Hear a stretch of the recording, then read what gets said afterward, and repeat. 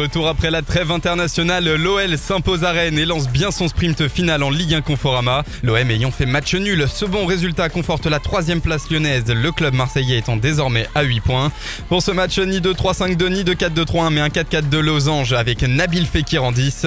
Les Gones ont bien entamé cette rencontre en mettant en danger les Rennais à plusieurs reprises comme à la 13e minute lorsque Koubek a dû repousser sur son poteau une frappe de Fekir sur coup franc. En seconde période, les intentions sont restées les mêmes du côté lyonnais et Jérémy Gélin a sauvé sur la ligne de but le club breton sur une tête de Marcelo dès le début de la deuxième mi-temps. Mais après l'heure de jeu, l'OL affaibli et Rennes, séparé de titulaires importants pour cette rencontre, s'est réveillé à l'image de Ben Arfa et Sarr. À la 85e minute, on a même cru à un but de Ounou, mais c'est finalement Martin Terrier entré à la place de Dembélé qui a délivré l'Olympique Lyonnais une minute plus tard. Alors qu'un certain journal sportif a décidé de mettre en avant le coaching gagnant, force est de constater que l'OL a surtout eu chaud une fois de trop. En deuxième mi-temps, surtout Ndombele, Fekir ou encore Memphis ont semblé moins en vue que lors de la première partie du match.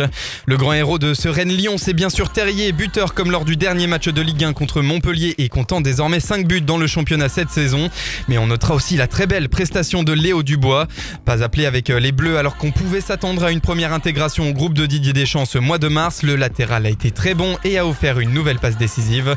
Au milieu, Touzard a été très efficace en position de sentinelle, soulageant l'équipe à la récupération, tandis qu'Aouar et Ndombele ont été plus à l'aise dans cette organisation que dans un milieu à deux. En attaque, Memphis a essayé mais raté et Dembélé est passé à côté de son match. Finalement, l'OL a fait une bonne opération contre des Rennais jusqu'à la quasi intraitable à domicile. Rendez-vous maintenant mardi, toujours contre Rennes, mais cette fois-ci à Lyon pour la demi-finale de Coupe de France et accessoirement pour l'annonce de la prolongation de Bruno Genesio.